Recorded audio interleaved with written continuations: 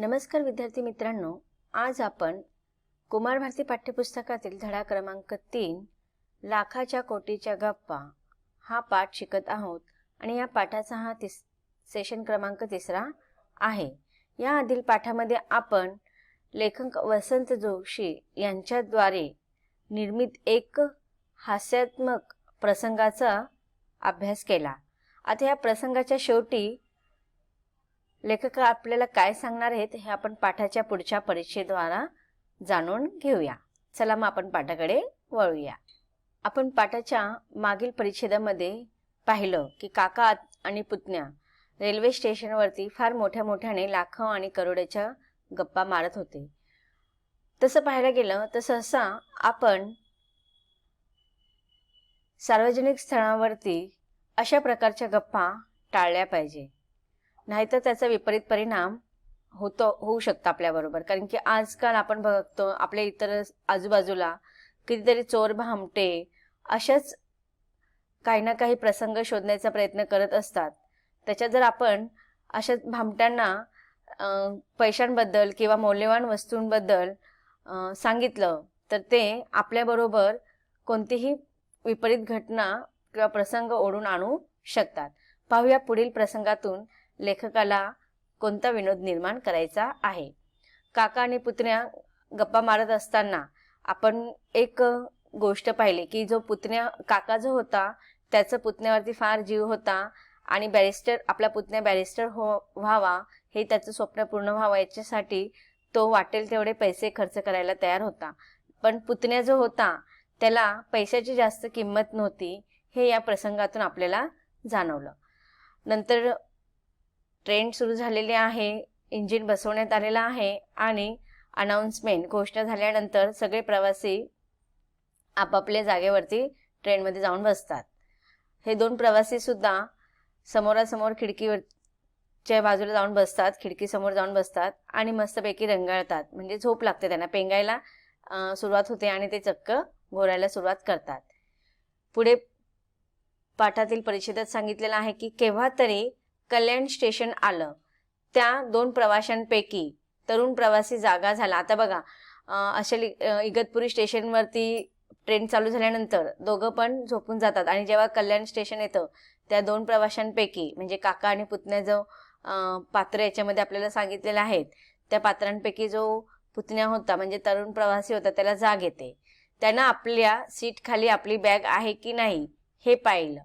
बाप रे, त्याची बॅग तिथं नव्हती। त्यानं त्या म्हाताऱ्या प्रवाशाला उठवलं, ए माझी बॅग कोणीतरी पळवली, तुझी पण दिसत नाही। म्हातारा प्रवासी पण दचकून जागा झाला। आता काय करायचं, दोघंही किंचाळले। आता बघा या प्रसंगातून आपल्याला कळते की त्यांनी जे इगतपुरी रेल्वे स्थानकावरती प्लॅटफॉर्मवरती फलाट्यावरती ज्या काही गप्पा मारलेल्या होत्या लाखो आणि करोडोच्या, त्या कदाचित त्यांना कोणी भामट्यांनी चोरांनी ऐकल्या असणार आहेत आणि त्यांनी सांगितलं होतं की एवढ्या बॅगांमध्ये एवढी रक्कम आहे, 80 लाख रुपये आहेत, पुन्हा दागदागिने पण आहेत। त्यामुळे सहसा असा प्रसंग त्यांच्यावरती ओढवणे हे याच्यामध्ये नाविन्य असं काही नव्हतं। त्यांनी सावधगिरी बाळगली नव्हती आणि अशा मौल्यवान वस्तूंबद्दल आपण सार्वजनिक स्थळावरती लोकांसमोर अशा चर्चा आपण करत नसतो, पण त्यांनी ज्या चर्चा केल्या होत्या त्यामुळे त्यांच्यावरती असा प्रसंग ओढवला। आता पाहूया पुढे काय होत आहे। समोरच्या बाकड्यावर बसलेला एक म्हातारा प्रवासी त्यांना म्हणाला, तुमच्यासारख्या लखपती माणसांनी असं 3 टायर मधून प्रवास करणंच योग्य नाही। आता बघा इथे विपरहास्य केलेलं आहे त्यांच्यावरती की ते आता जर एवढे लखपती आणि करोडपती होते तर त्यांनी अशा 3 टायर प्रवास करणं योग्य होतं का? नाही ना, त्यांनी असं स्वतःच्या मोटार गाडीतून प्रवास करायला पाहिजे होता। असं सार्वजनिक जे बस किंवा रेल्वेतून त्यांनी प्रवास करण्याची गरजच नव्हती, कारण की ते ऑलरेडी त्यांच्याकडे भरपूर पैसा होता, ते श्रीमंत होते की नाही। इगतपुरी स्टेशनवर तुम्ही गप्पा मारताना तुमच्या बॅगांमधून किती रक्कम आहेत हे उघड मोठ्याने बोलत होता, तर ते कुणीतरी भामट्याने ऐकलं असणार, त्यानंच तुमच्या बॅगा पळवल्या। आता बसा हरिहरी करत हा वाक्यप्रचार आहे। पुढील याच्या मागच्या सेशनमध्ये याचा अर्थ मी तुम्हाला सांगितला होता की हरिहरी करणं म्हणजे रडत बसणे किंवा मग खंत व्यक्त करणे. आता तुमच्याकडे एवढे पैसे होते, तुम्ही जर उघड सार्वजनिक स्थळावरती एवढ्या मोठ्याने गप्पा मारत होता, तर ते तुमचं बोलणं चोर आणि भामट्यांनी ऐकलं असणार आहे. आता ते तुमच्याकडच्या सगळ्या रकमा बॅगेतून पळवून नेल्या, त्यामुळे आता तुमच्याकडे खंत करण्याशिवाय काही पर्यायच नाहीये, हरिहरी करण्याशिवाय पर्यायच नाही. तुमची जाम नुकसानी झाली आहे. कल्याण रेल्वे पोलिसांकडे तुमच्या बॅगांची चोरी झाल्याची तक्रार तरी आता करा. बघा, याच्यातून आपल्याला जे म्हातारे प्रवासी आहेत दुसरे, त्या 2 पात्रांच्या व्यतिरिक्त ज्यांना कळालेलं आहे की त्या 2 पात्रांची बॅग चोरीला गेलेल्या आहेत, ते जे म्हातारे व्यक्ती आहेत ना, ते खूप सतर्क दिसत आहेत. एक जागरूक नागरिक आपल्याला इथे त्यांच्या वागण्यातून दिसून येते आहे की एखादी गोष्ट जर आपली सार्वजनिक स्थळावर चोरी झाली, चोरांकडनं किंवा भामट्यांकडनं एखादी आपले मोबाईल किंवा मौल्यवान कोणतीही वस्तू आपली चोरी झाली, तर आपण पहिलं कुणाकडे गेलं पाहिजे? पोलिसांकडे गेलं पाहिजे आणि तक्रार केली पाहिजे. तर ते जे सजग नागरिक म्हणून त्यांचं जबाबदारी ते सांगत आहेत, कर्तव्य ते सांगत आहेत की कल्याण रेल्वे पोलिसांकडे तुमच्या बॅगांची चोरी झाल्याची तक्रार तरी आता करा. बॅगा अजून सापडतील. आता तुमच्याकडे मुंबईला जाईपर्यंत खर्चासाठी तरी पैसे आहेत ना, की मी देऊ? बघा, आतापर्यंत जे लाखो आणि करोडचे गप्पा मारत होते, त्यांच्या बॅगा चोरीला गेल्या कारणाने काय झालेलं आहे, त्यांच्याकडे पैसे नसणार आहेत. तर ते जे नागरिक आहेत, प्रवासी आहेत, म्हातारे बाबा कोणी असतील ते त्यांना चांगला सल्ला देत आहेत की तुम्ही जाऊन ये ना, कल्याण पोलीस स्थानकामध्ये जा. रेल्वे पोलीस असतात प्रत्येक, बघा आपण जर पाहिलं तर प्रत्येक स्थानकावरती रेल्वे पोलीस असतात, तर त्यांच्याकडे जाऊन आपण अशा वेळ प्रसंगी मदत घेऊ शकतो.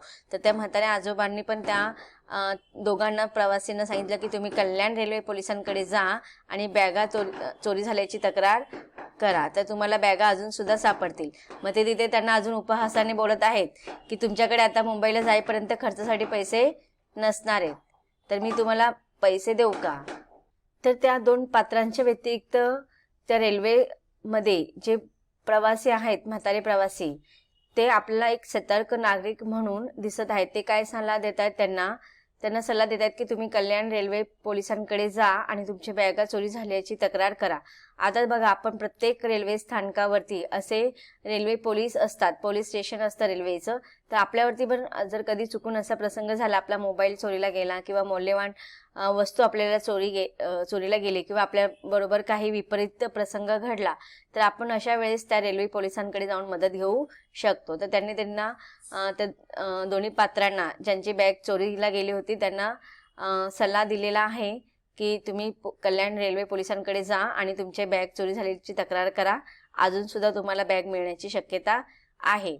आता तुमच्याकडे जर मुंबईला जाईपर्यंत खर्चासाठी पैसे नसतील तर मी तुम्हाला देतो.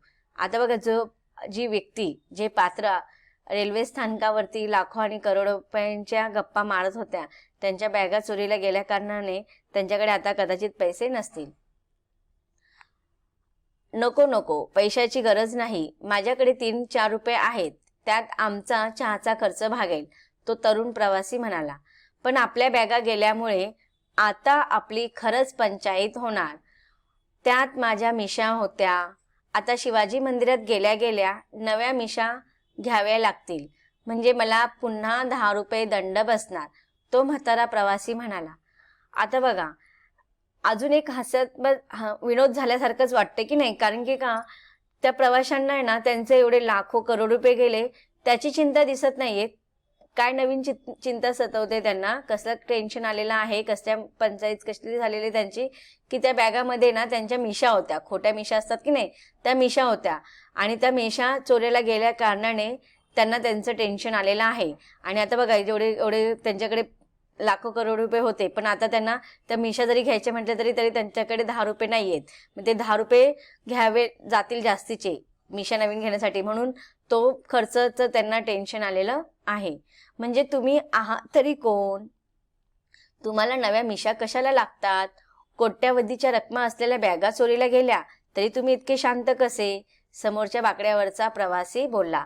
आता बघा, तो जो समोर जो प्रवासी बसलेला होता, म्हातारे जे प्रवासी बसलेले होते, त्यांच्या मनात पण प्रश्न निर्माण झाला आणि तुमच्या आणि माझ्या पण मनात प्रश्न निर्माण झाला, अरे असं कसं होईल, एवढे लाखो आणि करोड रुपये ज्यांचे चोरीला गेलेत ते लोक एवढे शांत कसे बसतील. होतं की नाही, जर आपला साधी जरी मोबाईल जरी हरवला तरी आपल्याला किती टेन्शन येतं, आणि यांचे लाखो करोड रुपये गेले तरी ह्या लोकांना कसलंच टेन्शन आलेलं नाही, किंवा त्यांना ते एवढे शांत कसे, असा प्रश्न त्या प्रवासीच्या मनात पण निर्माण झालेला आहे. आणि त्यांना मिशा कशाला हवेत. तो म्हातारा आणि तो तरुण प्रवासी खूप मोठमोठ्याने हसले. तरुण प्रवासी म्हणालो, अहो आम्ही नाटकवाले, मी राजा गोसावी आणि हे शरद तळवळकर. आमच्या बॅगांमध्ये आमचं फक्त मेकअपचं सामान होतं, बाकी काही नाही. बघा, आता खरोखर हसू आवरत नाहीये. कारण की हे जे प्रवासी होते, जे ते दोन पात्र होते, कोण, म्हातारे आजोबाजी होते काका, आणि जो तरुण जो राजा प्रवासी जो होता पुतण्या, ते काय सांगत आहेत की आम्ही कोण आहोत, नाटकवाले, म्हणजे नाटकामध्ये काम करणारे आम्ही कलाकार किंवा नट आहोत. एक सांगताय की मी कोण आहे, राजा गोसावी आणि हे शरद तळवळकर. आता राजा गोसावी आणि शरद तळवळकर यांचं नाव तुम्ही ऐकलेलं असतील. 18व्या शतकातील हे फार मोठे कलाकार आहेत. पाहायचं आहे का तुम्हाला यांना? आता हे बघा, हे कोण आहेत, हे कलाकार आहेत, नट आहेत, नाटकामध्ये आणि फिल्ममध्ये, मराठी फिल्ममध्ये हे अधिकतर काम करतात. 19व्या शतकातले मराठी नाटकातले आणि मराठी फिल्ममधले फार मोठे अभिनेते आहेत राजा गोसावी आणि शरद तळवळकर. यांना तुम्ही लक्ष्मीकांत बेर्डे किंवा इतर जे नवीन कलाकार आहेत त्यांच्या मुख्यतः वडिलांच्या भूमिकेमध्ये आता पाहिलं असेल. पण याच्या आधी हे प्रमुख पात्र म्हणून, प्रमुख कलाकार म्हणून पिक्चरमध्ये, फिल्ममध्ये आणि नाटकामध्ये यांनी बरेचसे नाटकं यांचे गाजलेले आहेत. तुम्ही पाहिजे असेल तर तुम्ही गुगलवरती सर्च करून त्यांचे नाटकांची नावं किंवा पिक्चरची नावं पाहू शकतात, किंवा त्यांचे नाटकं सुद्धा तुम्ही पाहू शकता. त्यांचे नाटक फार अजरामर झालेले आहेत.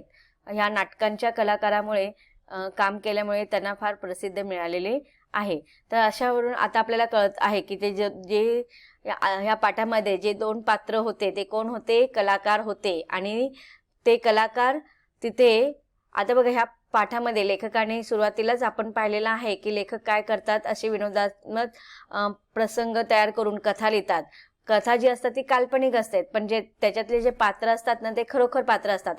आता ह्या पाठातील जो प्रसंग आहे ना तो लेखकाने काल्पनिकरित्याने आपल्यासमोर मांडलेला आहे, पण त्याच्यातले जे पात्र आहेत ना, हे पात्र म्हणजे राजा गोसावी आणि शरद तळवळकर हे खरोखरचे पात्र आहेत, पण त्यांच्या संदर्भात जो हा प्रसंग आहे ना तो एक काल्पनिक प्रसंग आहे. अहो आम्ही नाटकवाले, मी राजा गोसावी आणि हे शरद तळवळकर. आमच्या बॅगांमध्ये आमचं फक्त मेकअपचं सामान होतं, बाकी काही नव्हतं. मग इगतपुरी स्टेशनवरच्या तुमच्या लाखाच्या कोटीच्या गप्पांचं काय, ते तुम्ही खरंच मांडलत की काय? अहो आम्ही केवळ वेळ घालवण्यासाठी आमच्या नव्या नाटकाची रिहर्सल करत होतो. तर मग बघा, राजा गोसावी आणि शरद तळवळकर हे खरे काका पुतण्या नव्हते. तर ते काय करत होते, ते इगतपुरी रेल्वे स्टेशनावरती 3 तास वेळ घालवण्यासाठी काय करत होते, रिहर्सल करत होते, नाटकाची रिहर्सल करत होते, नाटकाची ते तालीम करत होते. पण समोरच्या व्यक्तींना काय वाटलं की खरोखर ते काका आणि पुतण्या होते. तर याच्यावरूनच आपण समजतो की ते किती हाडाचे कलाकार होते. पाठामध्ये लेखकाने हा प्रसंग जो घेतलेला आहे तो काल्पनिक आहे, पण त्याच्यातील जे पात्र आहेत ते खरोखरचे पात्र आहेत. तर अशा रीतीने ह्या पाठामध्ये आपल्याला कळतं की हास्यात्मक केवळ गंमत म्हणून लेखकाने हा प्रसंग लिहिलेला आहे. पाठ इथे संपत आहे. आता आपण पाठामध्ये आलेला स्वाध्याय आपण पाहूया. तर विद्यार्थी मित्रांनो, वसंत जोशी यांनी या पाठाच्या माध्यमातून एक केवळ गंमत आणि करमणूक म्हणून हा प्रसंग लिहिलेला आहे. हा पाठ इथे संपतो. तर विद्यार्थी मित्रांनो, आवडला ना पाठ? पाठाच्या शेवटी आपल्याला हसू आवरत नाही. अशा रीतीने लेखकाद्वारे हा पाठ केवळ गंमत, विनोद निर्माण व्हावा याच्यासाठीच लिहिलेला आहे. काल्पनिक रीतीने एक प्रसंग त्यांनी आपल्यासमोर मांडलेला आहे आणि कलाकार किंवा पात्र जे आहेत ते खरोखरचे कलाकार घेतलेले आहेत. हा पाठ इथे संपतो. पाठाच्या पुढील भागामध्ये या पाठाचा आपण स्वाध्याय पाहणार आहोत. धन्यवाद.